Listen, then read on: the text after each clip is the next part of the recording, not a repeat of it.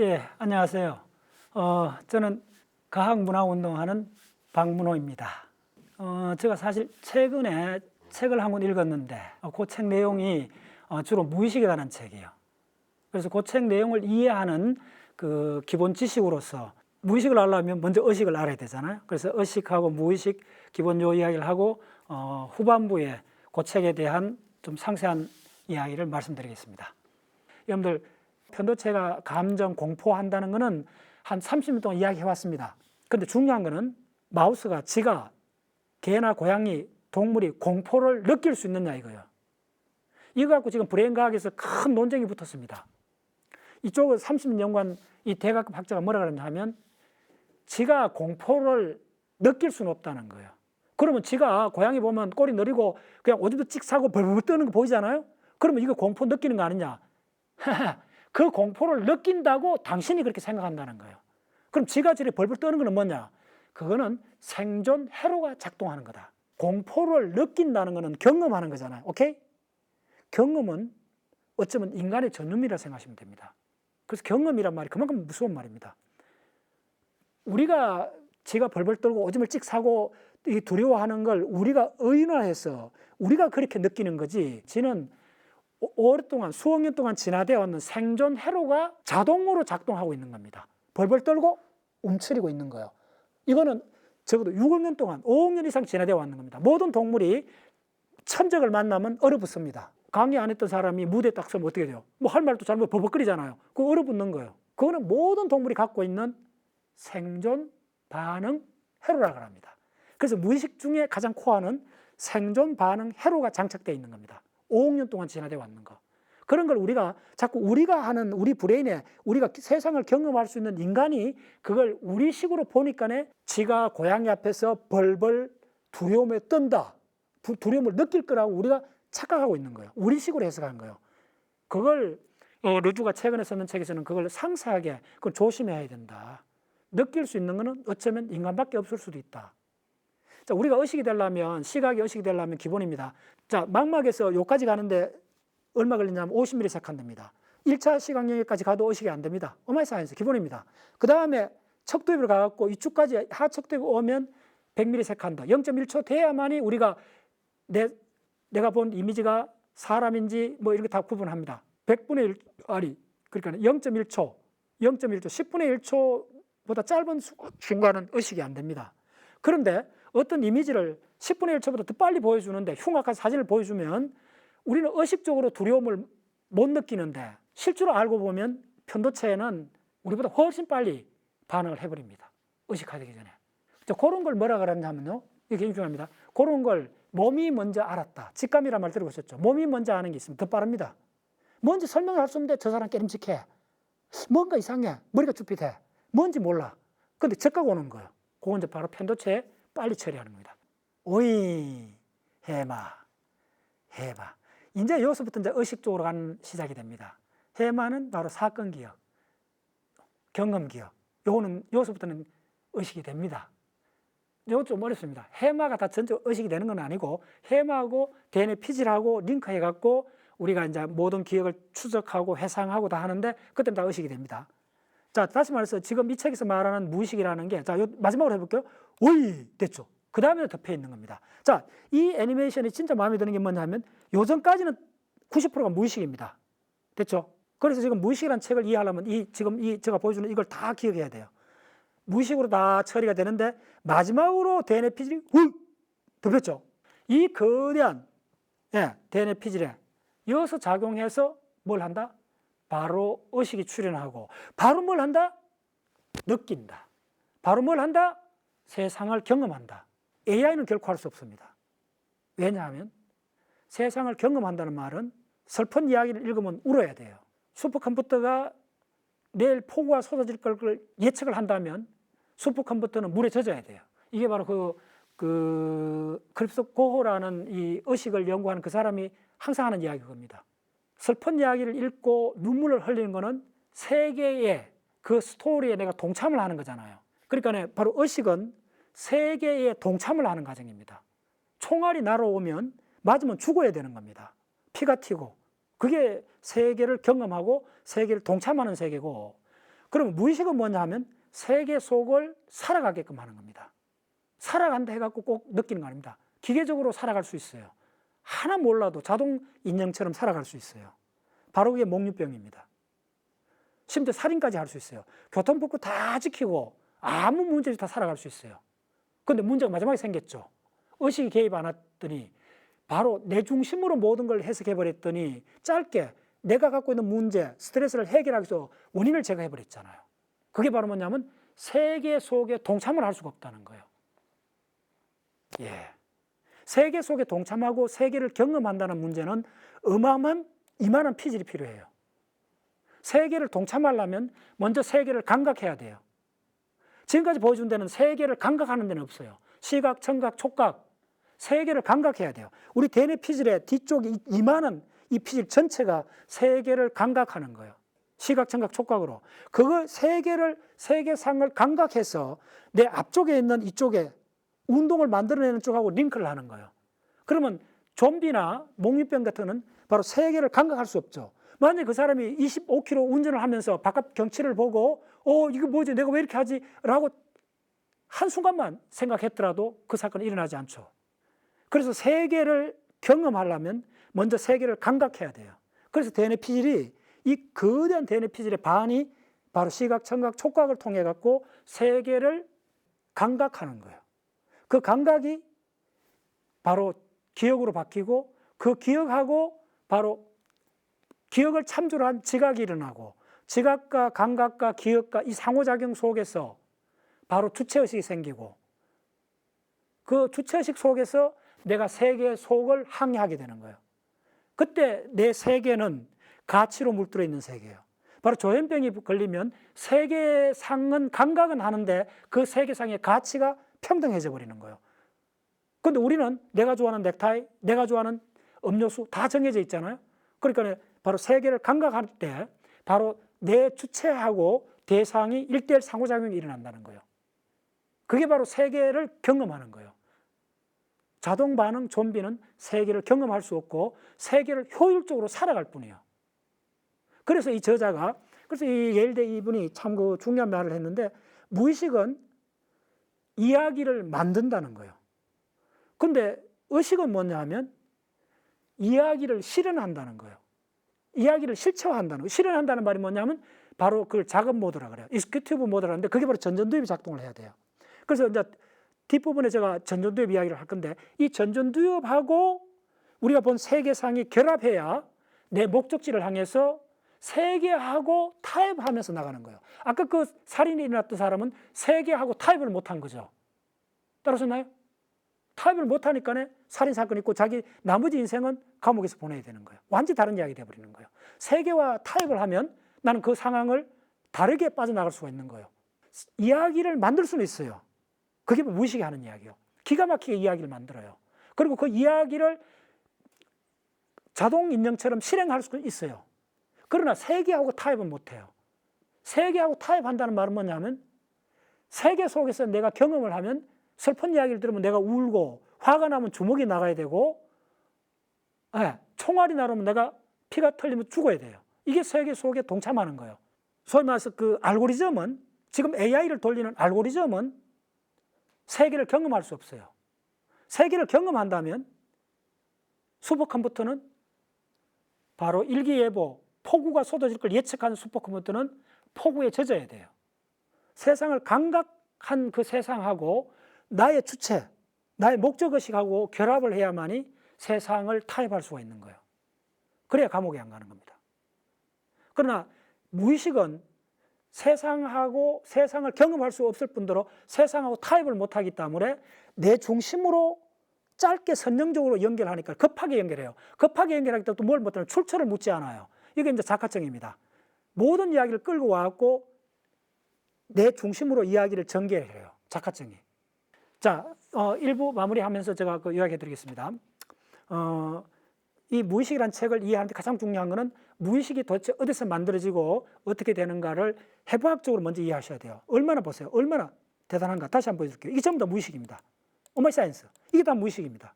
구체적으로 무의식이 하는 기관을 보여줄게요. 이 전부 다 안에서 일어나는 게 무의식적 습관화 운동, 습관 동작을 만들어내는 것들입니다. 예, 편도체는 바로 무의식적 분노를 일으킵니다. 자, 그래서 여러분들이 편도체가 작동하기 때문에 왠지 끔찍해. 설명은 할 수 없는데 끔찍해. 나올 수 있는 겁니다. 전부 다 무의식적입니다. 그래서 편도체는 거의 다 무의식입니다.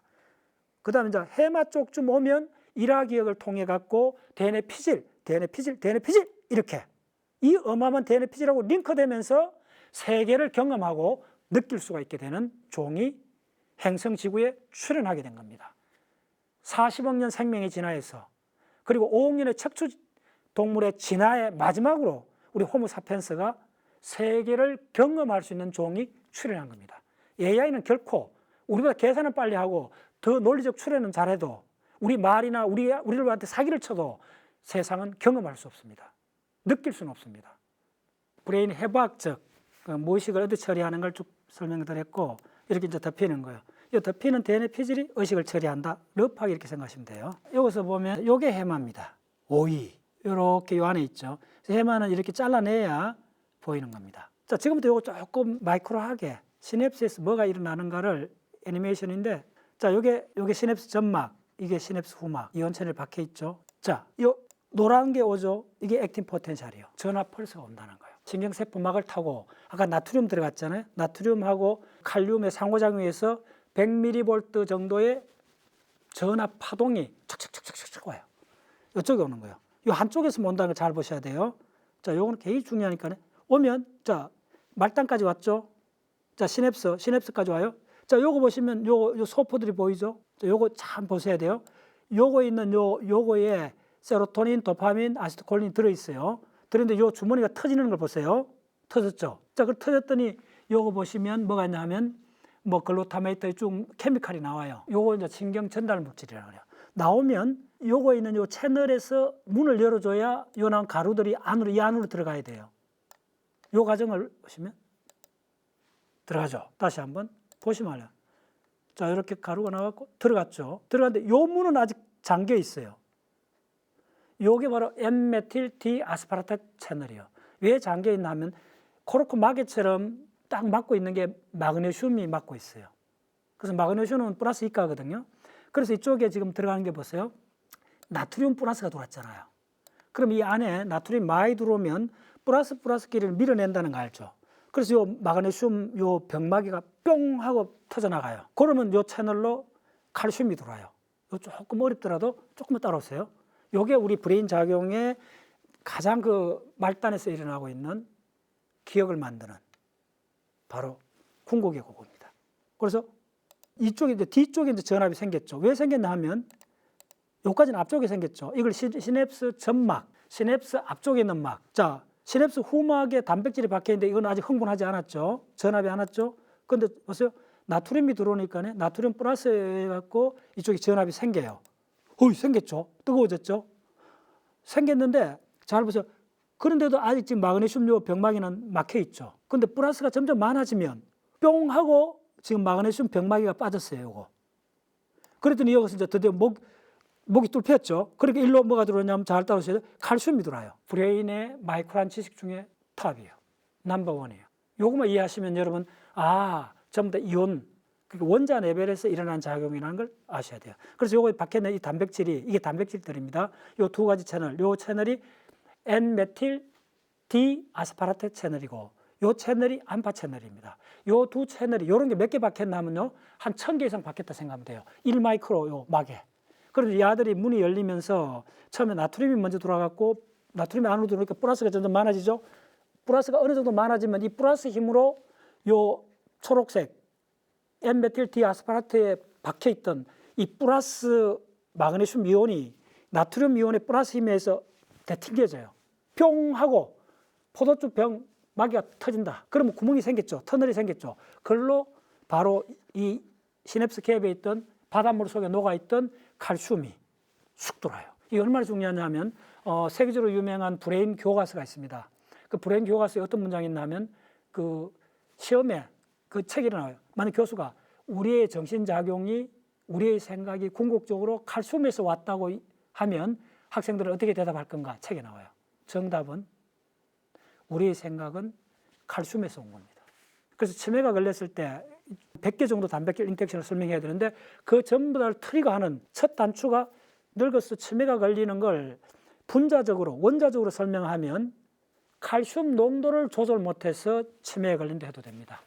우리의 기억의 실체, 정신작용의 실체 중에 하나가 칼슘입니다. 그래서 우리가 젊었을 때는 나이가 이렇게 치매가 걸리기 전에는 칼슘 농도를 신경세포 안에 칼슘 농도를 일정하게 조절해줘요. 예. 심지어 칼슘 농도가 많아지면 그 세포, 신경세포 안에 단백질이 수천 개 있다 그랬죠. 그 단백질 중에 하나가 칼모둘린이라는 단백질은 칼슘을 껴안는 단백질이 있어요. 난동 안 부리도록. 그럼 칼슘이 세포, 신경세포에 많아지면 뭐냐면 칼슘이 많아지면 바로 탄산칼슘, 돌이 돼버려요. 그럼 세포가 뻣뻣해져 죽어요. 간단히 이야기하면. 그래서 신경세포 안에는 칼슘이 많아지면 금방 이걸 해소를 해요. 그 다음에 필요할 때만 촉 방출해요. 그게 바로 우리 정신작용이라 생각하면 돼요. 그거의 그 역동적 균형을 유지 못하는 상태가 치매로 가는 상태입니다. 그리고 우리가 기억을 만들 때도 항상 이런 작용이 조절된 상태에서 일어나고 있어요. 자, 보시면, 자, 저쪽에서 전화 펄스가 와요. 와서, 자, 칼슘까지. 자, 왔죠? 그러면 칼슘이 들어오면, 그다음부터는 설명하기 복잡할 정도로 다단계 상호작용이 일어나요. 시냅스 점막에서 전화 펄스가 왔어. 그 다음에 세로토닌, 도파민, 노르에피네프린, 글루타메이트, 가바 같은 물질이 분비가 되고, 그러면 그 물질들이 요에서는 글루타메이트 같은 경우는 딱 나오면 요겁니다. 요게 요다 갖다 붙습니다. 붙으면 나트륨이 안으로 들어와요. 왜 나트륨이 들어오느냐 하면 요 시네스 갭은 액체로 가득 차 있어요. 그 액체가 바로 뭐냐면 태고의 바닷물이에요. 그러니까 소금기, 나트륨이 있는 거죠. 그래서 우리 신경세포, 지구상에는 모든 생명의 기원, 대략 원핵세포들이 40억 년 전에 태고의 바닷물 속에서, 바다 속에서 출현했거든요.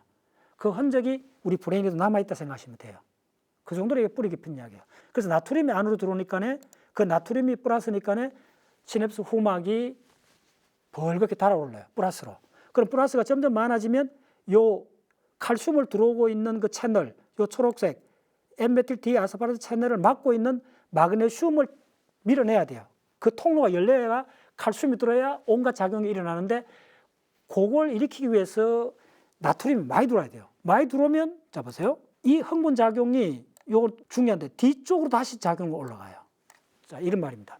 이거 조금 어렵습니다. 어떠냐면 자, 시냅스 점막에서 전압 작용이 쫙 와갖고 후막이 흥분했어요. 흥분을 하면 후막의 흥분이 이 액체잖아, 이 사이가. 액체는 전기가 흐릅니다. 이걸로 통해 갖고 점막으로 다시 가요. 이쪽에서 시냅스 점막에서 전기작용이 오면 후막이 나중에 흥분을 하고 전기작용이 오면 케미칼 방출해서 나트륨이 들어와서 플러스 전기가 되어 흥분하고 이 흥분이 어느 정도 인계치를 넘어가면 후막에서 점막으로 다시 이걸 흥분해줘요. 그래서 두 개 같이 율동을 해요. 그래서 이걸 뭐냐 하면 그 동시에 일어나요. 이제 그 정도 되면 이제 마개가 열려요. 마개가 열려요. 됐죠? 상호작용의 춤입니다. 자, 이게 내가 아까 자작나무 이파리 이야기했잖아요. 만개되는 자작나무 이파리가 또 만개된 자를 만나갖고 율동, 우주적 춤을 추는 것이 우리의 정신작용입니다. 이제 그다음부터 굉장히 복잡해요. 핵까지 들어갑니다. 무의식은 자동 반응을 해서 세계를 살아가는 거고 의식은 세계를 경험한다 그랬죠. 그래서 느낀다 그랬죠. 그 차이가 어떻게 되느냐 하면 자, 여기 보시면 요 애니메이션도 제가 굉장히 좋아하는 애니메이션인데 요것도 요 전체 이야기가 책 한 권으로 한 10년 전에 번역돼 나왔어요. 근데 그 책은 우리 브레인 피질이 어떻게 작동하는가인데 그 책에 있는 핵심 개념입니다. 이렇게 확산돼 갑니다. 보셨죠? 잘 보세요. 이렇게 된 겁니다. 그래서 요 과정은 그 무의식을 이해하는데 요건 전부 다 요쪽은 대부분 의식이라 생각하면 됩니다. 의식도 파도처럼 이렇게 확산돼 나갑니다. 요게 1차 영역입니다. 요 파란색 1차 영역은 감각, 빨간색 1차 영역은 운동. 그래서 요거 태어날 때쯤 되면 이쪽이 전부 다 작동을 합니다. 이게 작동한다는 말이 뭐냐면 수초화가 일어납니다. 조금 어려운데 이건 넘어가야 돼요. 수초화가 뭐냐 하면 자, 우리 브레인은 기본적으로 질퍽한 액체 상태로 돼 있잖아요. 그래서 브레인은 두부모 같은 것이 이렇게 물거리게 담겨 있다 생각하면 돼요. 그럼 주변에 다 액체예요. 그러면 또 이 신경세포들이 전기로 작동한다 그랬죠. 여러분들 뉴스 시간에 보면 여름철에 장 맞았을 때 감전돼 죽는 사람들 있잖아요. 그거 생각하시면 돼요. 이 브레인에서 전기로 작동하는데 전기가 누설을 해갖고 옆으로 퍼져나가요. 그걸 방지하기 위해서 이어서 전련 테이프를 감아요. 그걸 수초화라 그래요. 그래서 지금 이 그림은 뭐냐면 수초화되는 그게 확산돼 가는 과정입니다. 그래서 1차 영역부터 감각 1차, 운동 1차 영역은 엄마 태 속에서부터 전련 테이프가 감겨서 나와요. 그럼 전련 테이프를 감으면 축사하게 감으면 되게 굉장합니다. 감으면 신경 펄스 속도가 30배나 빨라져요. 그래서 우리가 빠른 계산을 할 때 대뇌 피질에서는 이게 전부 다 대부분 감겨져 있어요. 근데 저쪽 안에 감정이나 이쪽 다루는 초기에는 안 감겨져 있어요. 안 감겨져 옆으로 쭉 확산된다 생각해요. 주로 감정이나 이런 것들은 우리하게 이렇게 속도는 느린데 전면적으로 작동하는 경우. 자, 태어나서 점점 수초화되는 요렇게 맨 마지막에 이쪽이 수초화가 됩니다. 자, 요 부분이 전전두엽이라고 합니다. 요 부분이 수초화가 돼야 뭘 하냐면 종합적 판단을 합니다. 입체적으로 봅니다. 그 다음 융통성이 있습니다. 한마디로 이쪽은 목적을 만들고 대안적 사고, 그 문제를 해결하는 쪽입니다. 근데 요 부분이 주로 하는 게 우리가 올라오는 감정을 이렇게 억누러 줍니다. 만약에 술자리 가서 깡소주 한두 병 막 먹고 나면 어떻게 하죠? 했던 말 되풀이 하잖아요. 그게 바로 이 부분이 작동을 못 하게 되는 겁니다. 자, 요거 굉장히 중요한데 이 책을 읽을 때 또 중요한 게 요 부분, 요걸 이제 그냥 전두엽이라고 표현하기도 하는데 엄밀하게 전전두엽. 요 부분은 특히 배외측 전전두엽인데 전전두엽도 여러 영역이 있습니다. 우리가 세상을 살아가는데 아까 그 세상하고 타협을 해야 된다 그랬잖아요. 타인의 마음을 읽고 세상하고 타협을 하는 영역이 바로 요 영역입니다. 그럼 세계를 정확히 봐야 될 거 아닙니까? 세계를 보는 영역이 이쪽입니다. 그래서 이쪽에 처리한 영역이 일로 토스를 해줍니다. 이쪽에 하이웨이가 3중으로 나 있습니다. 그래서 이 하이웨이를 타고 우리가 듣거나 보거나 특히 본 장면의 모든 세계상을 이 앞쪽으로 보내줍니다. 그럼 이쪽에서 바로 여기서 우리 자극기억이 일어납니다. 자극기억이 바로 뭐냐면 간단히 하면 우리가 살아가면서 문제를 해결하는 과정입니다. 됐죠? 그 부위가 바로 맨 나중에 효율적으로 수초화가 됩니다. 그 말은 뭐냐면 그 부위가 수초화가 돼야만이 우리는 추상적 사고를 할 수 있다 이렇게 생각하면 됩니다. 이 저자가 푸스터라는 학자인데 그 학자의 메인 이론이 이겁니다. 뭐냐면 이거 잘 보세요. 굉장히 중요한데 퍼셉셔널 메모리, 익스큐티브 메모리가 있잖아요. 이거 보시면 이쪽을 보면 이 파란색은 감각입니다. 감각을 보시면 스멜, 터치, 그 다음에 뭡니까? 오디토리, 비전, 시각, 청각, 촉각, 미각 다 들어있죠. 됐죠? 근데 이 감각이 밑으로 가면 뭐냐 하면 각각 동물 종마다 다르다는 거예요. 근데 이게 감각이 조금 더 모아지면 뭐냐 하면 에피소드가 되는 거예요. 하나의 토막 이야기가 돼요. 근데 에피소드가 더 위로 올라가면 시멘틱이 돼요. 시멘틱이 뭐냐 하면 의미를 알아요. 자, 간단히 초등학생이 어떤 사건이 일어난 거에 의미를 아는 거하고 고등학생이 아는 거 다르잖아요. 이제 그만 같죠. 초등학생은 의미 공간이 약한 거예요. 간단히 이야기하면. 그 의미 공간, 그게 바로 이쪽에서 하는 거예요. 그래서 위로 올라가면 다 뭐냐 하면 컨셉으로 바뀌어요. 감각도 그렇고 운동도 그렇다는 거예요. 운동도 내가 보면 요 구체적으로 손동작 액션, 발동작 액션.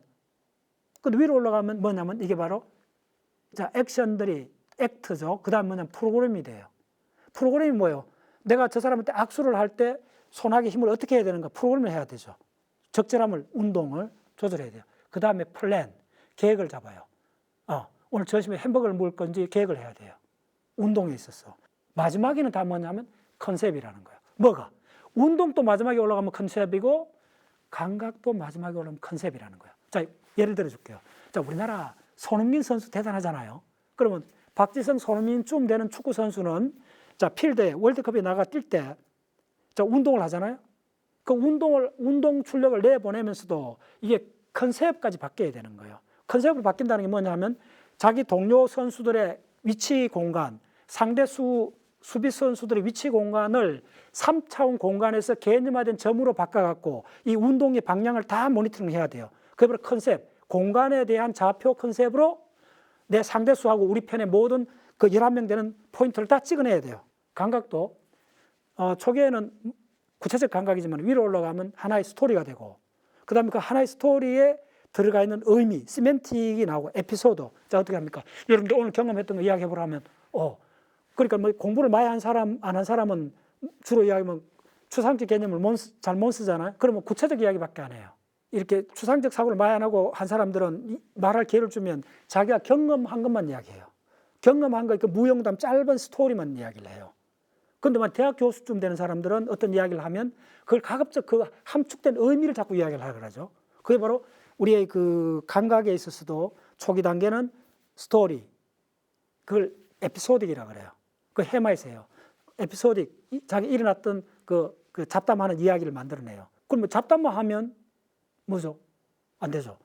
그 다음에 그 잡담 이야기의 의미를 모으는 시멘틱으로 올라가고, 그 다음 그 시멘틱이 의미가 더 올라가면 어떻게 되면 컨셉이 되는 거예요. 그럼 컨셉이 되면 어떻게 되냐 하면 뭐 우리가 쓰는 뭐 물리학에서 엔트로피라든지 뭐 상대성 이론이라든지 많은 물리 법칙이 전부 다 컨셉으로 되어 있죠.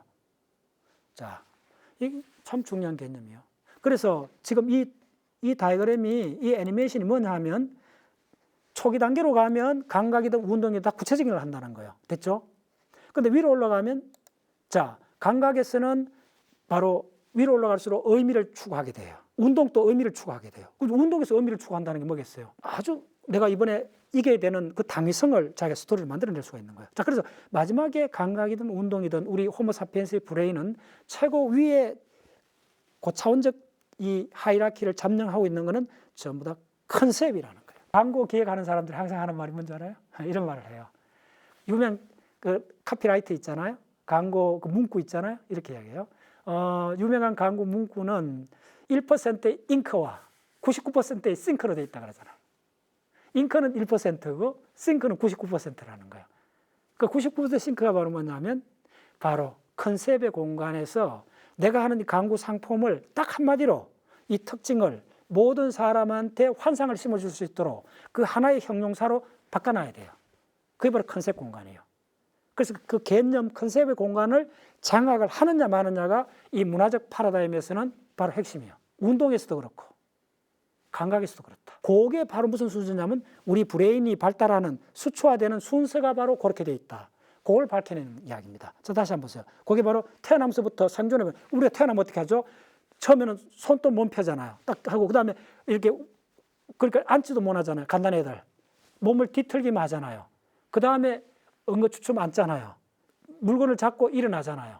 그 순서가 바로 뭐냐면 바로 운동 영역에서 어텐션, 얼마나 중요해요. 운동 영역에서 이 수초화되는 순서입니다. 개념을 운동화해요.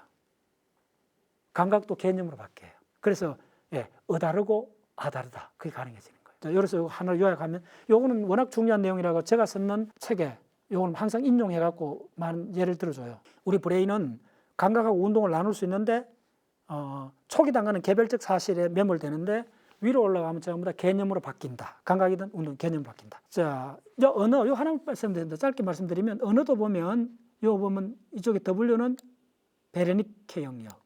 요거는 뭐냐면 단어의 의미를 해석하는 영역으로 보시면 돼요. 그 다음에 요거는 발음하는 영역, 브로카. 근데 보세요. 얼마나 놀라우냐면 요거 있죠. 요 사이를 연결하는 게 거의 100만 개도 넘는 섬유다발이 요 사이를 연결해요. 활처럼 보이죠? 그래서 이거 궁상다발이라 그래요. 활궁자. 근데 보시면 요 피질 안에 보면 어텐션. 와! 보이나요? 요 할이 하나 있죠? 고속도로가 있죠? 바로 이게 궁상다로. 그래서 우리가 어떤 단어를 보고 의미를 알고 발음을 할 때 바로 이 궁상다발을 통해서 발음하는 거예요. 근데 이 모든 것들이 무의식적으로 처리된다는 거, 상당한 부분이. 자, 요거는 지금 이 책하고도 관련이 있는데 우리가 그 영장류 초기 원숭이하고 이렇게 비교했을 때 요 전두엽이, 특히 요 전두엽이 거의 2배나 늘어났다는 거예요. 비례적으로. 바로 지금 무의식이라는 책에 그 유전병 하나가 예가 나옵니다. 유전병 이름이 좀 묘해요. 메비우스 증후군이라는 게 있어요. 메비우스 증후군이 뭐냐면 태어날 때부터 선천적으로 안면 근육이 움직이지 못하는 유전병이에요. 그런 유전병이 있어요. 안면 근육이 유전적으로 못 움직거려요. 그런데 잘 살아가요. 그게 살아가는데 이 사람이 뭐가 문제가 생기느냐 하면 타인의 감정을 읽을 수가 없어요. 놀랍죠? 자기 표정을 못 짓는데 타인의 감정을 못 읽는다는 거예요. 타인의 감정을 읽으려면 내 근육이 움직여야 돼요. 타인의 근육이 아니고. 그래서 항상 이렇게 강의 듣더라 이럴 때는 막 웃고 이렇게 하셔야 돼요. 그래야 타인의 내 근육이 움직여야, 내 얼굴 근육이 움직여야 타인의 마음을 읽어요. 자, 이 말을 괜히 없어요. 내 마음이 아닙니다. 우리는 그리고 사회 살 때 가장 중요한 게 타인의 마음을 훔쳐와야 되잖아요.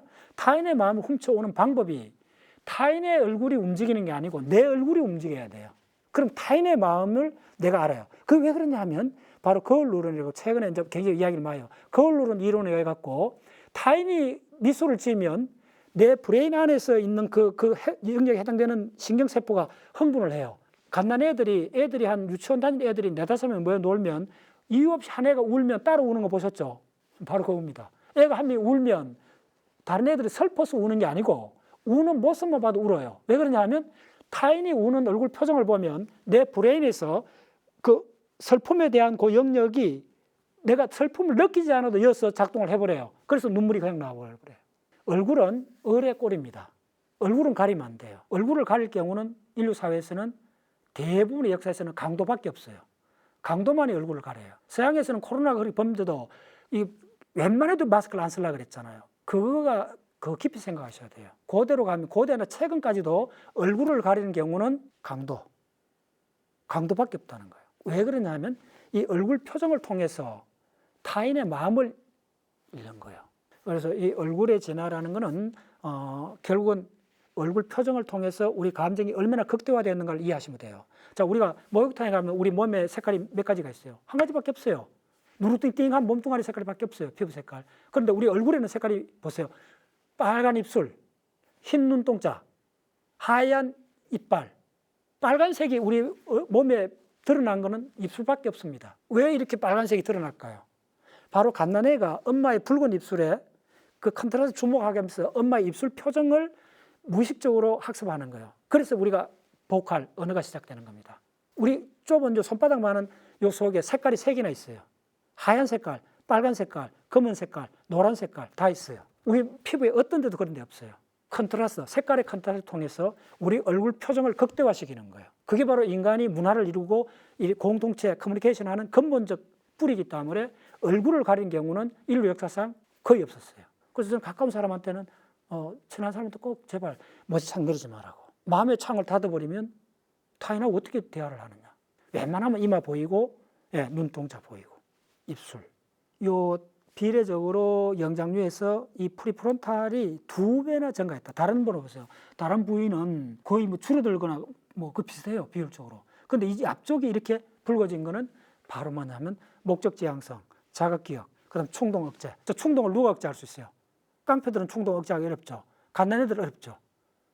학습을 통해서 강한 목적지향성으로 자기의 충동적으로 올라오는 힘을 누르기 위해서 이렇게 진화되어 왔어요. 이만큼. 그래서 사람들이 욱하고 올라오는 거 있죠.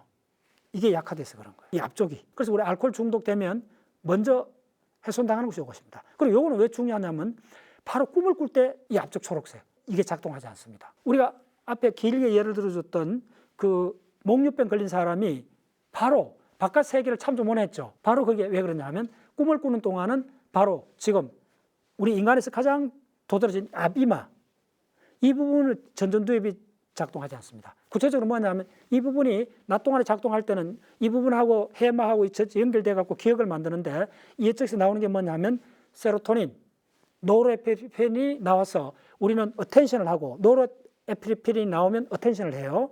그다음 세로토닌이 나오면 이걸 이제 기억으로 이제 바꿔주는 아주 그런 복합적인 작용을 해요. 그런데 꿈을 꾸는 동안에 특히 렘 수면 꿈을 꾸는 동안에 꿈을 꾸면 이쪽에서 거의 안 일어나요. 세로토닌하고 노르에피네프린 파이링 레이트가 거의 제로로 딱 떨어져요. 이 생리학 교과서에 나오는 이야기입니다. 꿈은 기억하지 못해요. 대부분 꿈은 기억이 안 나잖아요. 아침에 일어나면 다 이슬처럼 사라지잖아요. 왜 그러냐면 이 바로 두 케미칼이 안 나와서 그래요. 세로토닌하고 노르에피네프린이 꿈을 꿀 때 안 나와요. 그렇기 때문에 이게 작동을 안 하기 때문에 이거는 뭐라 그랬죠? 바로 세계를 경험한다 그랬죠.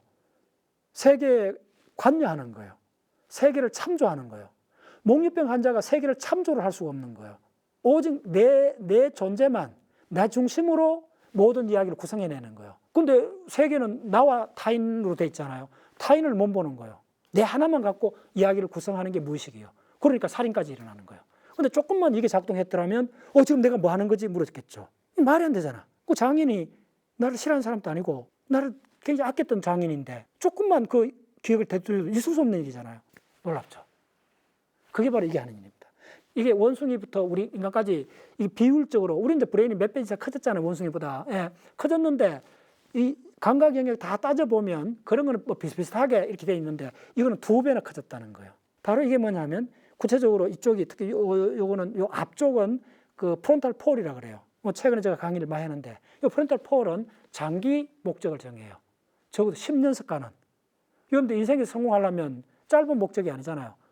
뭐 박사학위를 한다든지 어느 분야 전문가가 되려면 10년 정도 훈련을 해야 되잖아요. 그거 어떻게 버텨? 못 버텨요. 왜 못 버티느냐 하면 중간에 다른 유혹들이 항상 끼들어오는 거예요. 됐죠? 그러면 바로 보상을 재현을 못 해요. 적은 보상에 따라가는 거예요. 그러다가 뭐 어느 단체 가서 뭐 열심히 하다가 한 2, 3년 하다가 스탑해버리고 딴 데 가고 딴 데 그러잖아요. 다 경험하죠. 근데 어느 분야에 한 소리 하려면 한 10년씩 해야 되잖아요. 10년 동안 모든 걸 지연해야 돼요. 이거 하나에 내 자원을 다 쏟아부어야 돼요. 그걸 10년 동안 장악할 수 있는 힘은 어디서 오겠어요? 바로 이거 200%된 이쪽이 그걸 다 장악하는 거예요. 그러니까 이제 꿈에서 이게 작동하지 않는다. 근데 자각몽 들어보셨죠? 자각몽은 꿈을 꿀 때 스토리를 내가 만드는 거잖아요. 꿈은 여러분들이 스토리 만들 수 있나요? No. 불가능한 것 중에 하나가 내 꿈의 스토리를 만드는 거예요. 불가능해요. 근데 가능한 사람들이 있어요. 우리나라도 자각몽 그 모임이 뭐 거의 뭐 5,000명, 10,000명 돼요. 그러니까 벌써 10년 전에 자각몽에 관한 그 책 한 권을 저보고 추천서 써달라 해갖고 써줬는데 그 자각몽 모임에 그 사이트 들어가 보면 진짜 황당해요. 달날에서 만나자 뭐 이렇게 해갖고 오늘 밤에 다 같이 자각몽 해갖고 혼자 꾸는 꿈은 그냥 꿈인데 모든 사람이 같이 꿈을 꾸면 현실이 된다. 이게 모토예요. 그래갖고 야 오늘 밤에 우리가 달나라 가서 이상 나라를 만들자 해갖고 딱 해갖고 달나라까지 같이 가는 거예요. 자각몽 간단히 얘기하면 자각몽 뭐냐면요. 내가 꿈의 스토리를 만들어내는 거예요. 가능합니다. 그리고 보통 사람도 일생에 한두 번은 자각몽 꿔요. 자각몽은 어떻게 하느냐 하면 꿈을 꾸는데 꿈 이야기가 되게 황당하면 야가 깨버려요. 이쪽이. 그러면 꿈이 아니지 않냐 하는데 모든 걸 조사해보는데 꿈은 맞는데 전전두엽이 작동하는 꿈을 자각몽이라 그래요. 그러니까 전전두엽이 목적의식, 스토리를 다 만들잖아요. 내가 원하는 스토리를 만들 수 있다는 거예요. 목적 속에는 내 욕망이 들어가 있잖아요. 내 욕망을 투사한 꿈의 스토리를 만드는 게 자각몽이잖아요. 그게 왜 가능하냐? 바로 보통 우리가 꿈을 꿀 때는 이게 작동하지 않는데 자각몽을 꿀 때는 꿈 이야기가 굉장히 그 황당하고 이러면 이게 연결이 돼버려요. 여러분들 언제 꿈이 깹니까? 악몽을 꾸다가 꿈이 굉장히 황당하면 깨지죠. 그때 왜 깨지느냐 하면 이쪽에서 연결이 돼버린 거예요. 원래 작동하지 않는 분이 연락돼갖고 의식이 돌아버린 거예요. 이건 꿈이야. 하고 깨버리는 거예요. 됐죠? 그래서 이게 하나만 봐도 이제 이 많은 걸 응용할 수 있기 때문에 제가 되풀이 말씀드립니다. 결국은 이 초록색으로 보이는 200%, 2배나 늘어난 이 전전두엽이 결국은 인류가 우주의 비밀, 우주까지 나가게 한 자연과학을 출현시키고 모든 걸 바로 여기서 시작한 겁니다. 그걸 다른 말로 하면 상징의 출현. 상징의 출현. 자, 개가 똑똑할까요? 고양이가 똑똑할까요? 이 그림 속에 답이 있습니다. 간단합니다. 이거 과학적 질문입니다. 고양이가 더 똑똑하지? No, 틀렸어요. 개가 2배나 똑똑합니다. 그럼 뭘 판단하는데? 바로 어텐션 할 수 있는 시간입니다. 고양이는 무관심으로 사람의 마음을 훔치는 겁니다. 주인이 있어도 무관심하잖아요. 고양이가 무관심하기 때문에 주인이 관심을 보이는 거예요. 어텐션, 그리고 어텐션 하지 않는 거예요. 고양이는. 개는 어텐션 해요. 주의해요. 주인한테 꼬리를 친다는 거예요. 됐죠? 그 비율이 바로 우리 피질 전체에 대해서 전전두엽 비율입니다. 어머니 사이언스 보세요. 이 데이터가 있잖아요. 전두엽 비율. 구체적으로 말하면 전전두엽인데 전전두엽 비율이 고양이 3%, 개는 7%, 침판지 11%, 인간 30%. 이 비율이 뭐냐면 이 비율이 정확히 여러분들이 원하는 걸 얻는 데까지 참는 기간입니다. 자, 그러면 고양이는 웬만해도 주의를 딴 데 둬요. 3%밖에. 그 말이 뭐냐 하면 자, 요 전체 피지를 1로 냈을 때 요게 몇 퍼센트냐, 요 앞쪽이 몇 퍼센트냐, 요 비율입니다. 이게 이만큼 중요한 거예요. 됐죠? 그런데 보세요. 고양이는 3%인데 개는 7%라는 거예요. 2배 똑똑해요. 똑똑하단 말이 뭐냐 하면 한 가지를 딱 보면 고양이는 만약 1분 주목한다면 개는 한 3분 정도 집중할 수 있다는 거예요. 됐죠? 그럼 우리 인간은 얼마냐 하면 오이 저 왼수 하면 부모님 원서 갚으려고 10년 기다리는 사람 있잖아요. 10년 동안 유지할 수 있다는 거예요. 목적을. 그게 정확히 이 앞쪽의 비율입니다. 그 다음, 자, 요 수면. 그래서 아까 이야기했던 살인사건, 목류병 했던 사람이 바로 서파수면 요 단계에서 일어난 겁니다. 목류병이. 요 빨간 게 렘수면입니다. 요건 내 책에 있는 자료입니다. 제가 썼는 박문호 박사의 내과학 공부, 그림으로 낸 내과학의 모든 것, 내 생각의 출현 보시면 이런 데이터들이 나옵니다.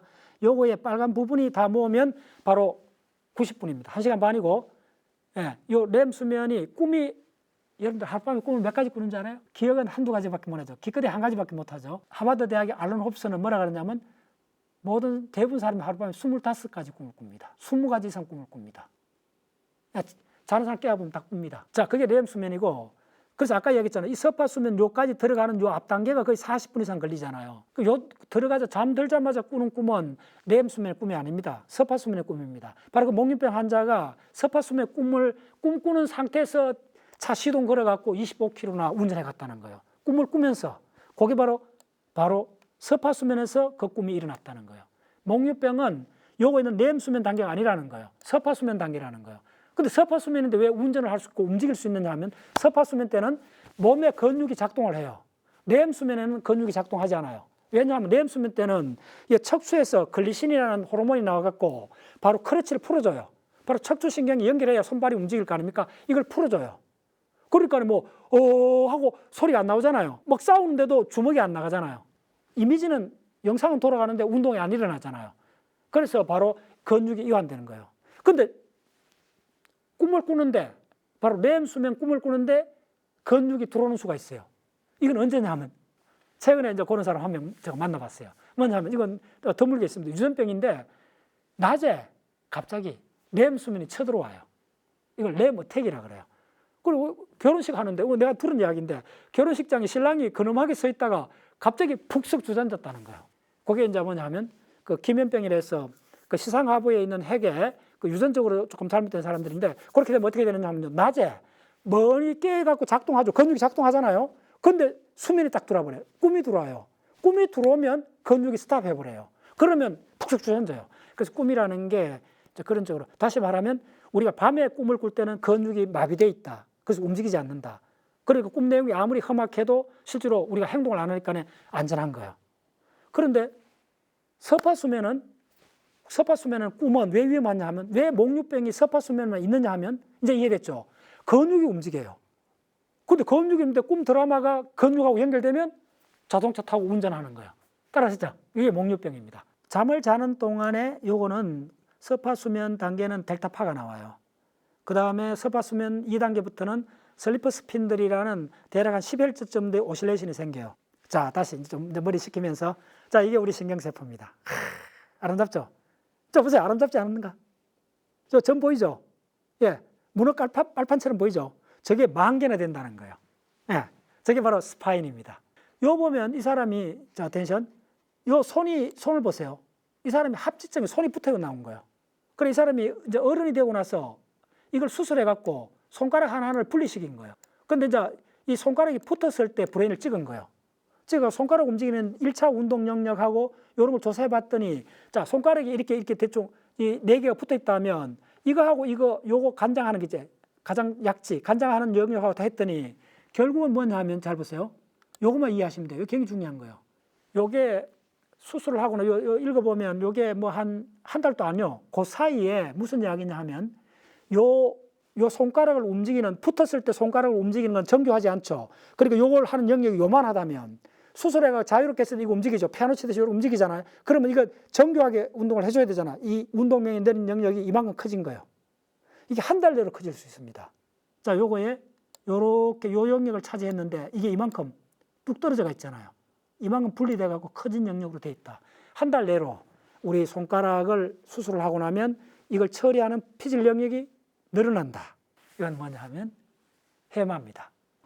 제가 좋아하는 자료인데, 여기 해마가 뭐냐면 24살의 남자인데, 이 사람 정상이에요. 정상인데 여기 해마인데 통통하죠. 그 다음 보세요. 이 사람은 조현병이에요. 정신질환을 앓는 사람인데 해마가 보세요. 이만한 해마가 반으로 줄어들었죠. 요만큼 됐죠. 바로 그 무의식 책에 어떤 예가 나오느냐 하면요, 까그프라 증후군이에요.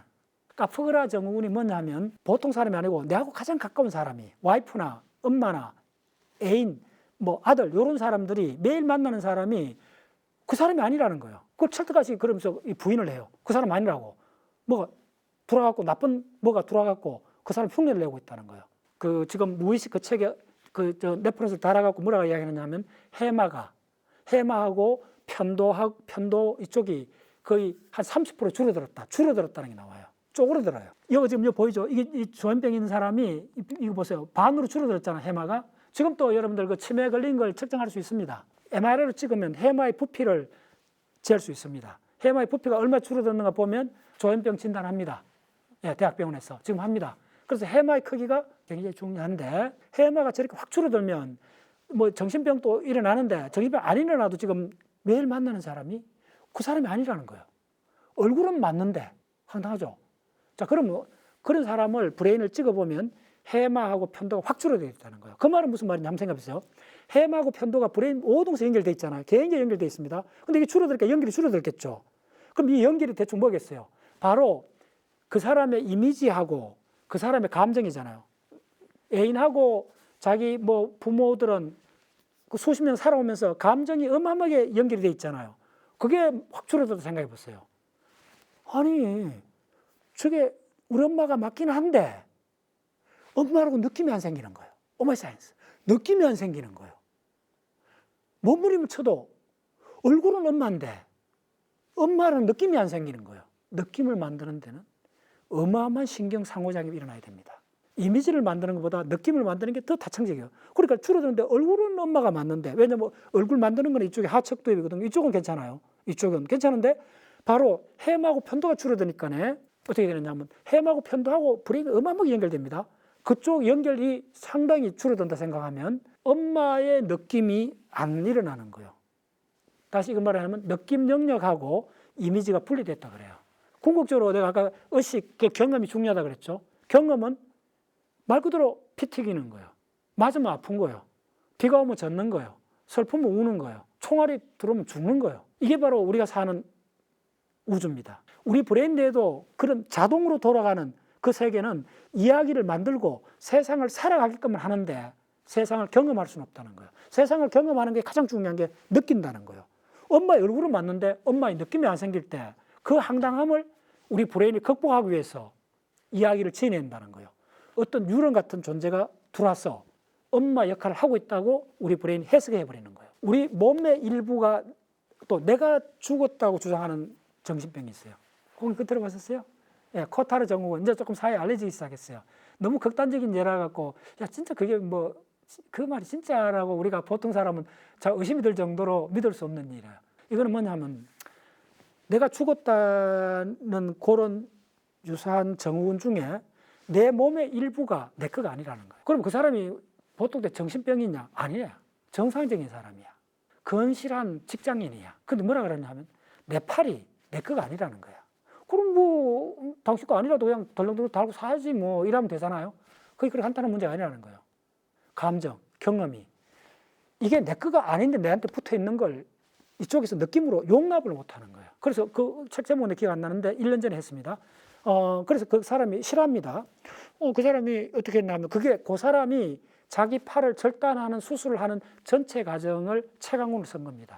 섬찟했어요. 다 읽고. 그거 처음에 이제 그 사람이 그 유럽의 어떤 나라인데 그 나라 뭐 의학이 발달했어요. 그래서 의사한테 가갖고 의사도 황당하지. 이 팔이 생리학적으로 정상적으로 동작하는 팔인데 사람이 와갖고 근데 이 사람이 정신이 이상하면 다른 이야기인데 그것도 아니야. 직장인이야. 월급도 잘 받고 잘 살아가는 사람이야. 근데 이 사람이 이 팔 때문에 제가 살 수가 없다는 거예요. 이 팔이 무슨 해코지 하는 것도 아닌데 이 팔이 내 팔이 아니라는 거예요. 그냥 살지. 그렇게 안 된다는 거예요. 이게 바로 세상을 경험하고 단일한 하나의 완전체를 만들어야 돼요. 우리는. 나는 내 하나의 전체 시스템으로서 작동하는 거지 이 팔하고 이 팔하고 독립적으로 작동하는 거 아니잖아요. 근데 이 팔은 내 의지하고 관계없이 움직이기는 하고 다 하는데 내가 이쪽에서 이게 내 팔이 아니라고 느낄 수가 없는 거예요. 그래서 어떻게 하냐면 참 의사가 이 사람이 거의 한 10년 동안 고민을 해요. 그래갖고 의사를 설득하고 설득 안 돼갖고 요거는 어느 나라 이야기 그 책에 나와요. 전 세계 몇 개 나라에서는 그걸 수술해주는 나라가 있대요. 이게 한두 예가 아니고 그런 모임이 있대요. 그 루트를 알아야 될 거 아닙니까? 그 수술해주는 사람 의사를 알고 연결해갖고 불법이잖아요. 이쪽에서는. 그래서 몰래 비용도 어마어마해요. 그 어느 날 이야기 안 할게요. 그 있어요. 책에 나와요. 그래서 이 사람 돈을 모아갖고 몇 년치 월급을 모아갖고 비행기 타고 가요. 최근 이야기입니다. 다리를 잘라내요. 근데 그 책을 읽으면서 저도 막 울컥할 정도로 그 수술하는 의사 입장에 한번 돼봤어요. 의사들은 다 히포크라테스 선서를 하는 사람이잖아요. 어쨌든 이 사람을 위해서 하는 거잖아요. 목숨을 살려주잖아요. 의사 입장에서는 진짜 윤리적인 딜레마에 빠질 거 아닙니까? 근데 더 깊이 보면 그 의사를 이해할 수 있어요. 그 의사는 알아요. 이 사람은 자기 팔이 아닌 이걸 달고 산다는 게 자살하기만큼 힘든다는 거예요. 그걸 알아요, 의사가. 그래서 의사가 해줘요. 아, 이 정신 이런 상황이 극명하게 있고, 그래서 우리가 정상적으로 이 세계를 본다. 정상이 뭘까? 다시 한번 묻게 돼요. 그런 걸 다 보고 나서 이번 무의식 책을 보게 되면 여러분들이 이 책이 진짜 명작급에 해당된다는 걸 알게 될 거예요. 지금 이 사람이 예일대 교수잖아. 근데 이 보통 신경과학자들이 순수한 뭐 시냅스 레벨 이렇게 그 연구소에서 연구하는 사람들이 있고, 저는 더 신뢰하는 게 임상적으로 진짜 그 정신질환이 있는 환자를 수십 명을 만나보고 10년 이상 만나보고 많은 임상 체험해갖고 그 다음에 신경생리학을 전문가적으로 안목을 가진 사람이 그 환자를 오랫동안 접하면서 그럼 그 사람들 속에 욱하고 올라오는 게 있겠죠. 무슨 말인지 알겠어요? 자, 조금 전에 요약해드리면 내 가까운 사람이 엄마가 아니라는 거예요. 엄마가 아니라는 거예요. 애인이 아니라는 거예요. 얼굴 형태는 맞는데 감정이 안 생긴다는 거예요. 느낌이 안 생긴다는 거예요. 또 한 가지, 그걸 카프그라 정문이라고 그러고 내 몸의 일부가 내 것처럼 안 느껴진다는 거예요. 이 왼수의 팔, 이런 말이 나와요. 이 팔을 달고 달았어요. 이 팔이 생리적으로 아무 문제가 없어요. 그런데 이 팔을 인정을 안 해요. 그럼 잘라내야 돼요. 이 핵심은 잘라내야 돼요. 왜 잘라내야 될까요? 이게 무슨 문제를 일으키는 팔이 아니에요. 오직 심리적인 문제만 일으켜요. 생리적으로 작동해요. 아무 문제 없어요. 그런데 왜 이 팔을 그냥 달고 못 살까? 이걸 이해할 때 여러분들은 온전한 하나의 시스템, 바로 의식하고 무의식이 함께 작동하는 전체로서 인간을 보게 됩니다. 그 전체가 훼손이 된다는 거예요. 자, 그거는 오늘 결론 중에 하나인데 결론을 먼저 말씀드릴게요. 이 무의식이라는 책에서 딱 두 가지를 이야기해요. 의식하고 무의식이 이제 극명하게 볼 수 있는 게 자운의 분리 실험입니다. 그건 들어보셨을 거예요. 이게 이제 1960년대, 70년대 연구가 많이 됐어요. 간질병이 일어나면 간질병은 이제 브레인에 방전이 일어난 거예요. 전기를 제어 못해갖고 번개가 치는 거예요. 정확하게. 번개불입니다. 간지발작. 입에 거품 물고 벌 뜨는 거 있잖아요. 간질발작이 일어나는 거는 대발작이 일어나면 이쪽에서 만약에 오른쪽 브레인에서 불이 붙었다 하면 이게 왼쪽 브레인으로 넘어가요. 덜불처럼. 그럼 어떻게 치료하느냐 하면 대발작인 경우는 그게 1970년대 시도했던 게 뭐냐면 브레인을 잘라버려요. 반을 잘라요. 두개골 열고 왼쪽 브레인, 오른쪽 브레인이 신경섬유로 몇 개로 연결됐냐면 2억 개, 구체적으로 한 2억 5천 개의 신경섬유로 이걸 코파스칼로섬이라고 그래요. 쫙 뒤에 보여드릴게요.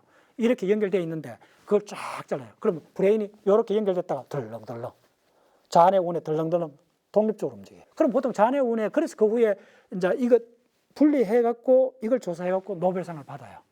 바로 1970년 무렵에 로저 스펠이라는 사람이 미국의 신경과학자가 분리대를 엄밀히 측정해갖고 아, 여기서 문제가 있다라는 걸 밝혀내면서 그때부터 이제 70년대, 80년대 좌뇌 우뇌 이야기 들어보셨죠? 그때부터 시작한 겁니다. 그런데 이 개인 중에 뭐냐면 좌뇌 우뇌가 분리돼도 전문가가 아니면 저 사람이 이상하다는 걸 잘 몰라요. 전문가가 쭉 굉장히 분석을 해봤더니 한 사람 속에, 한 사람의 두개골 속에 2명의 자아가 있다. 뭐 그런 얘기 좀 들어보셨죠? 그게 조금 잘못된 개념이에요. 2명의 자아가 아닙니다. 자, 브레인이 물리적으로 2개가 됐어요. 그러면 2사람일까요? 내 몸 속에 있잖아요. 내 브레인 속에 있잖아요. 지금 뭐냐면 2개가 분리됐는데 측정을 해보면 어떻게 되느냐 하면 처음에는 해석이 이게 각자 하나가 독립된 2명이다 생각했는데 더 엄밀히 측정했더니 하나의 사람, 하나의 인격체를 만들기 위해서 하나의 셀프를 유지하기 위해서 거짓말을 만들어내는 과정을 알게 된 거예요. 두 번째, 반대로 뭐냐 하면 다중인격입니다. 이 무의식 책의 하이라이트 편은 목류병 편하고 바로 다중인격 편입니다. 다중인격은 뭐냐면 간단해요. 자, 다중인격 빨리 이야기 드릴게요. 다중인격 들어보셨죠? 보통 사람 속에도 약간 다중인격적 사람이 있어갖고 뭐 이렇게 좀 비난할 때 그런 이야기 하잖아요. 그럼 약간 그런 끼가 있는데 실제로 병리적으로 다중인격은 굉장히 심각합니다. 자, 이 책에서 나온 예가 뭐냐 하면 한 사람 속에 4명의 사람이 들어 사고 있는 4명의 다중인격이 그 실명으로 다 나와요. 실례로 다 나와 이게. 50대 아줌마를 합시다. 50대 여성분이라 합시다. 그러면 다중인격이 어떻게 된다면 이 사람이 10대 소녀, 그 다음에 20대 젊은 아가씨, 그 다음에 뭐 50대 아주머니 이렇게 다 있는 거예요. 한 사람 속에 구체적으로 4명이 있다 그래요. 그럼 다중인격이라는 게 왜 생겼는가 이렇게 생각합니다. 자, 여러분이 이 팔에 상처가 났다 합시다. 이 만약에 뭐 못에 찔렸거나 이 상처가 나면 조금 있으면 벌겋게 되고 고름이 생기죠. 벌겋게 되는 건 어떻게 되냐면 혈관들이 막 굵어져가 혈관이 굵어져서 그런 거예요. 자, 혈관이 왜 굵어지느냐 하면 혈관이 팽창을 하면 그 혈관 벽 사이로 텀이 생겨요. 그 텀으로 백혈구가 나와갖고 이 상처난 부위는 외부에 박테리아가 어마어마하게 들어오잖아요. 그 박테리아를 잡아 죽여야 돼요. 됐죠? 그러면 박테리아를 죽이는 백혈구, 바로 T세포, B세포, 특히 T세포들이 빠져나와야 돼요. 그 다음 더 중요한 아메바 세포. 예. 그런 세포들이 나와야 돼요. 대식세포가 나와야 돼요. 그러면 이제 이쪽에 대식세포들이 그 침입한 박테리아를 잡아 죽여요. 그 호중구 세포 같은 거는 박테리아 10마리 찔러 죽여요. 일단 그러면 고름이 생겨요. 고름이 뭔지 알아요? 그 박테리아하고 장렬하게 싸워 죽었는 우리 편, 바로 백혈구의 무덤입니다. 자, 고름이 딱 되고 나면 상처가 아물기 시작하죠. 다 알죠? 그 어른들이 애들 이렇게 고름이 쫙 생기면 고름 쪽 짜고 나면 이렇게 딱지가 앉고 딱지가 똑 떨어지면 상처가 다 아물잖아요. 됐죠? 다 오셨죠? 그런데 잡으세요. 상처가 아물고 나서 상처 흔적이 났죠. 흉터가 남죠. 흉터가 뭡니까? 상처가 나면 자, 여기 고름이 생기면 이게 번지면 안 되죠. 그러면 팔 잘라내야 되죠. 그래서 우리가 어떻게 하느냐 하면 상처가 생기면 감염된 그 부위를 딱 테두리를 쳐요. 그 테두리를 뭘 쳐요? 콜라겐이나 그 여러 가지 그 로퍼 형태의 그 단백질이 나와요. 탄력 있고 노포 형태의 단백질이 여기 막을 세워요. 막을. 그러니까 울타리를 쳐요. 그 안에만 박테리아들이 우글거리는 울타리를 딱 치고 백혈구들이 들어와갖고 막 다 일망타진을 하고 고름이 생기는 거예요. 그러면 고름을 쭉 짜고 나면 상처 딱지가 앉고 딱지만 띄면 다 났잖아요. 다 나도 울타리는 남잖아요. 그 울타리가 많아지는 걸 브레인에서 다중인격이라고 해요. 그걸 요 안에 버전을 바꾸면 그게 다중인격이에요. 그러면 그 사람이 4명의 다중인격을 가졌다면 상처가 4군데 났다는 거예요. 거의 한 10년, 5년 주기로 상처가 났다. 뭐야? 전부 다 심리적 상처라는 거예요. 그래서 이 책에서 진짜 이 책 대단한 책입니다. 이 책에서 그 4명의 다중인격이 있는 경우는 이 사람이 어릴 때부터 엄청난 학대받고 왕따 당하고 이게 충격적으로 왔는 사건이 4건이 있다는 걸 밝혀냅니다. 그 책에. 밝혀내면 어떻게 됩니까? 자, 이런 겁니다.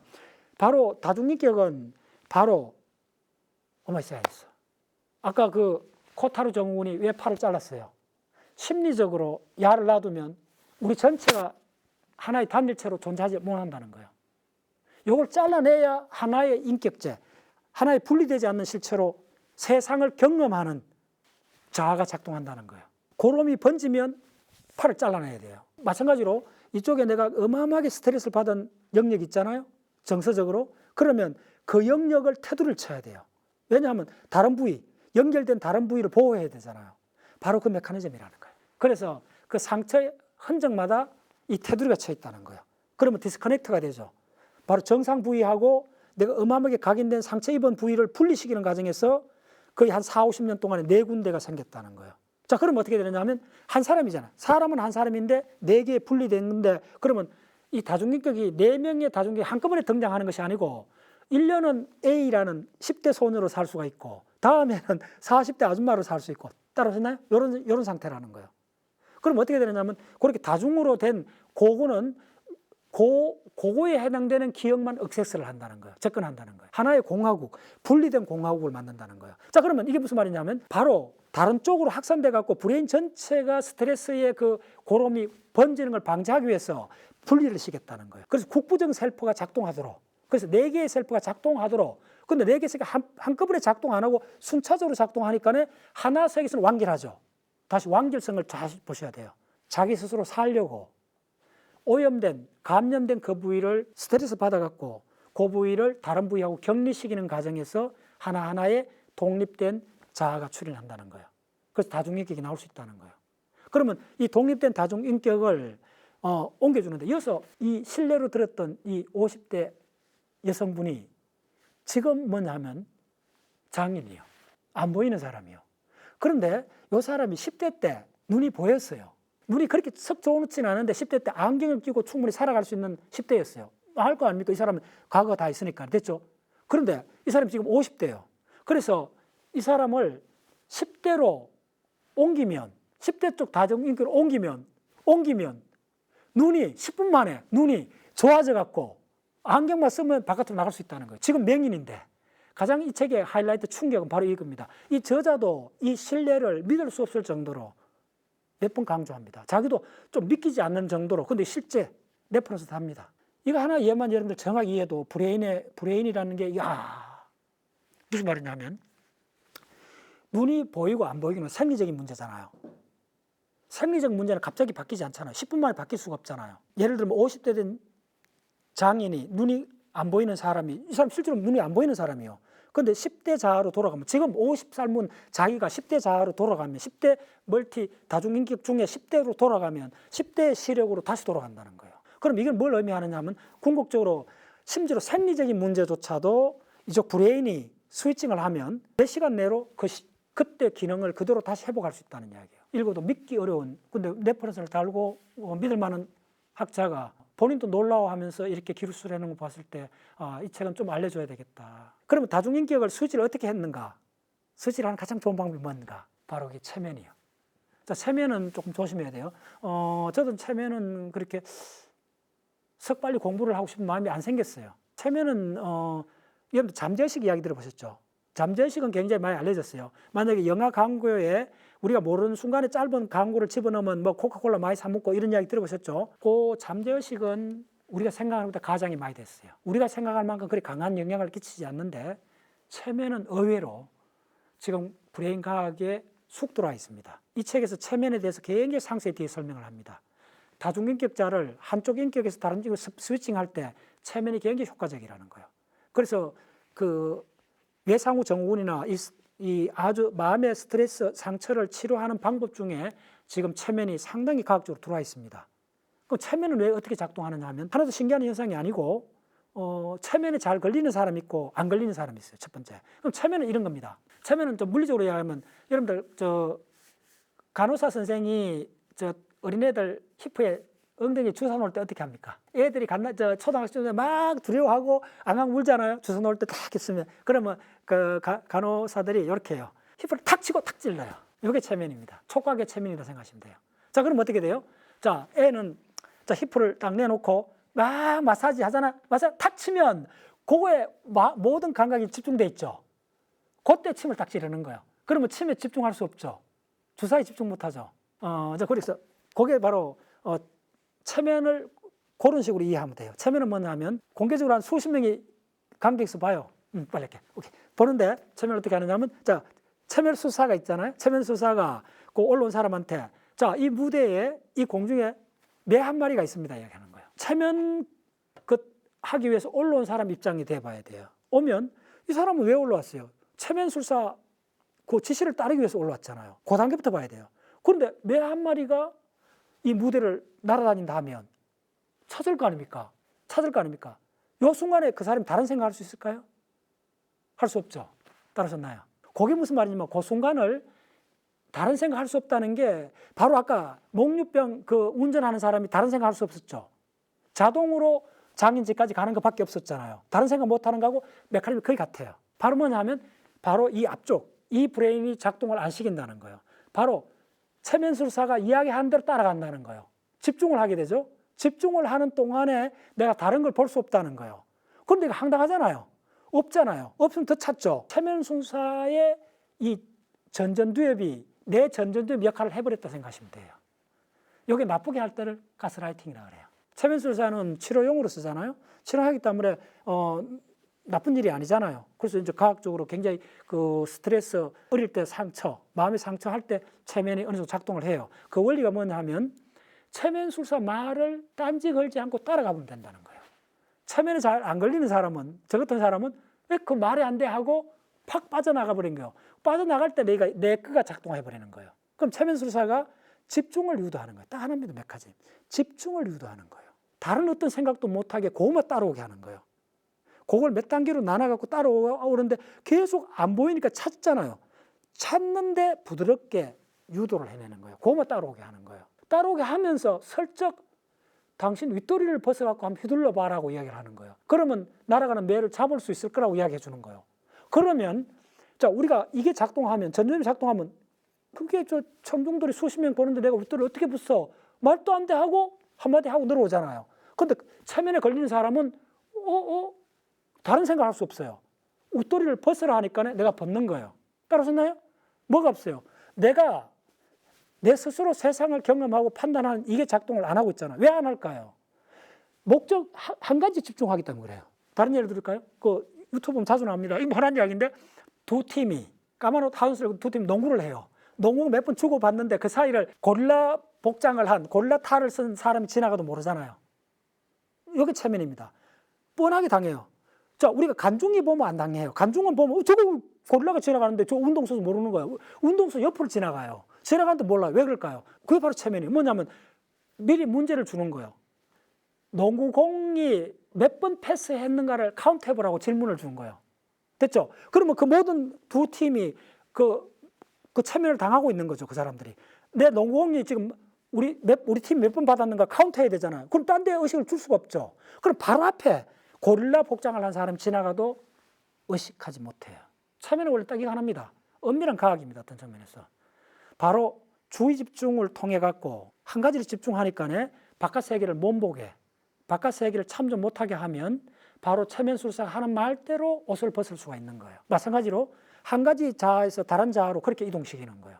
체면술사가 부드럽게 편안하게 어두침침하게 해놓고 편안한 소파에 앉혀놓고 얘야 내 말을 들어봐라. 너 어릴 때 이렇게 했지 않느냐. 이렇게 지금 세상은 이런 거다. 살 유도하면 그 언덕을 넘어가고 다른 자로 넘어가요. 체면술사 말을 그대로 따라간다는 말이 뭐겠죠? 그대로 따라간다는 말이 내 전전두엽이 다른 걸 참조하지 않는다는 거예요. 이 아저씨 무슨 말하고 있어?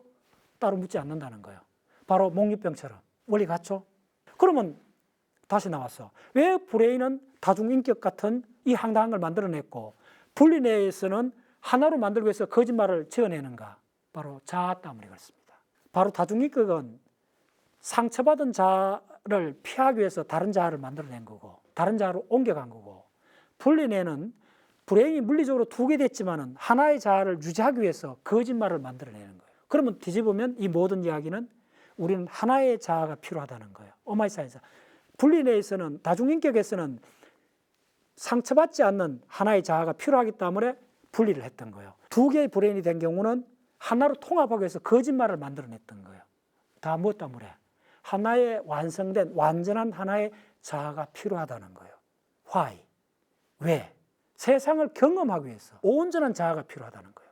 분리되지 않는 자아. 그래서 한 사람 속에 이 팔이 내 거가 아니라 하면 내 자아가 분리돼요.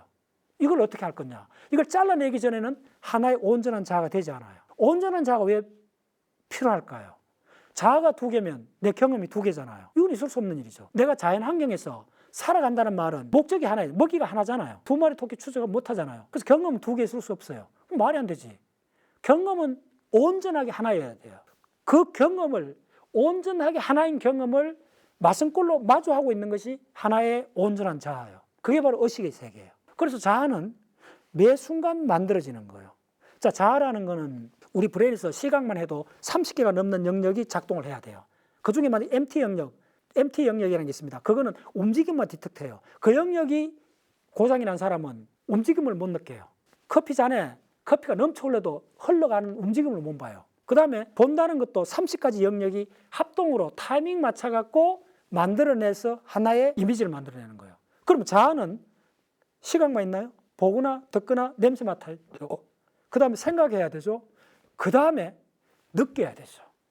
자아는 느껴야 되죠. 세상을 경험해야 되죠. 느끼고 보고 냄새 맡고 말하고 생각하고 기억하고 거의 한 30가지도 넘는 이 브레인의 작동이 동시에 결합해야 된다는 거예요. 동시에 결합하고 그 다음에 다시 분열돼 갖고 상황이 달라지면 상황이 항상 바뀌어지니까 다시 조립을 해야 된다는 거예요.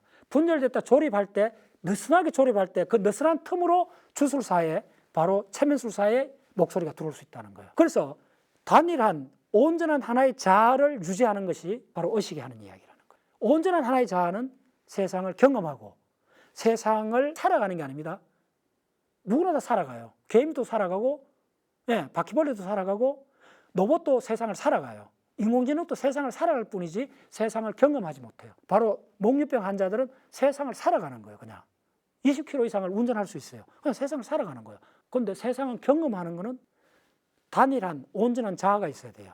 그 온전한 자아를 유지하기 위해서 다중인격이 나올 수 있고, 분리된 내에서는 거짓말을 만들어내기까지 왜 하느냐, 왜 팔을 잘라내는가, 그 온전한 자아를 유지하기 위해서 그런 거예요. 그래서 바로 이 책의 주제, 무의식이 하는 일은, 이 책의 결론입니다. 딱 3가지가 있다는 거예요. 첫 번째 뭐냐 하면 스토리를 만들어낸다는 거예요. 자기 중심적으로 자동으로 빨리 스토리를 만들어낸다는 거예요. 그때 만들어낼 때 그 기억을 갖고서 만들 때 출처를 묻지 않는다는 거예요. 아무거나 갖다 붙인다는 거예요.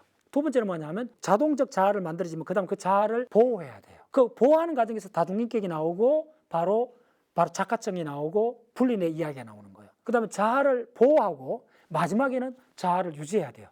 몇 년 동안 죽을 때까지. 그럼 왜 그 단일할 자아가 의식 레벨에서는 단일할 자아가 바로 뭐냐 하면 이쪽 따라오신 분들 조금 헷갈릴 수 있어요. 자아는 대부분 의식 레벨에서 작동합니다. 그 의식 레벨에서 작동하는 자아가 하는 일을 뭐라 그러냐면 세계를 경험한다. 세계와 엉겨 붙어 갖고 그것은 바로 뭐냐 하면 가상세계도 아니고 돌이 튕겨지면 내가 맞으면 머리가 깨지고 슬프면 울고 하는 세계가 된다는 거예요. 세계와 내가 엉겨 붙는다는 거예요. 그게 경험하는 겁니다. AI는 아무리 발전해도 세계를 경험할 수 없어요. 오직 세계를 계산할 뿐이지, 세계를 시뮬레이션 할 뿐이지. 바로 그거예요. 바로 시뮬레이션 할 뿐이지. 슈퍼컴퓨터가 일기예보를 시뮬레이션 할 뿐이지, 시뮬레이션 해서 예측할 뿐이지 경험할 수 없다는 거예요. 그러나 우리는 바로 의식을 통한 자아가 바로 경험을 하기 때문에 소설책을 읽으면 울 수가 있다는 거예요. 소설책 내용은 일종의 알고리즘이잖아요. 소프트웨어잖아요. 일기예보 같은 거잖아요. 그런데 우리는 읽으면 물리적으로 엉켜붙어 버린다는 거예요. 그래서 우리 존재는 삶과 죽음이 있고 생로병사가 있고 그 모든 걸 주체적으로 해나가는 실체가 자아라는 거예요. 그래서 바로 자동 반응, 무의식은 자아를 만들어내고 의식은 자아가 세계 속에 스며들어갖고 세계에 엉겨붙는 과정이라는 거예요. 그걸 경험이라고 그래요. 어쩌면 오직 인간만이 경험을 할 수 있는 거예요. 그래서 이 책은 철학이나 예술, 인문학 하신 분도 좀 굉장히 깊이 있게 읽어보시면 세계 속에 살아간다는 거하고 세계 속에서 경험한다는 것이 다르다는 거예요. 세계 속에 살아간다는 게 행동한다는 겁니다. 이 책에서 가장 어려운 부분이 행동은 바로 사건 기억에 접속할 수 없다는 겁니다. 사건은 경험하는 겁니다. 우리의 행동은 습관입니다. 습관은 자동 반응입니다. 습관은 경험하는 세계가 아닙니다. 그냥 행동하는 세계입니다. 행동은 굉장히 대단한 것 같이 보이지만은 행동의 90%는 로봇이 흉내낼 수 있습니다. 좀비가 할 수 있습니다. 바로 목류병 걸린 사람이 25km를 운전해갖고 모든 거 교통법규 안 걸리고 할 수 있습니다. 근데 그건 경험이 아닙니다. 경험은 오직 의식화된 자아만이 할 수 있습니다. 돌멩이에 날아오면 피가 튀고 슬픔을 우는 세계입니다. 좀비가 아닙니다. 그래서 이걸 다시 입체적으로 보여주는 책이기 때문에 굉장히 있습니다. 자, 2부는 이 정도로 마무리하고 3부에서 이걸 백업으로 내가 자료 베이스로 쭉 설명을 드리겠습니다.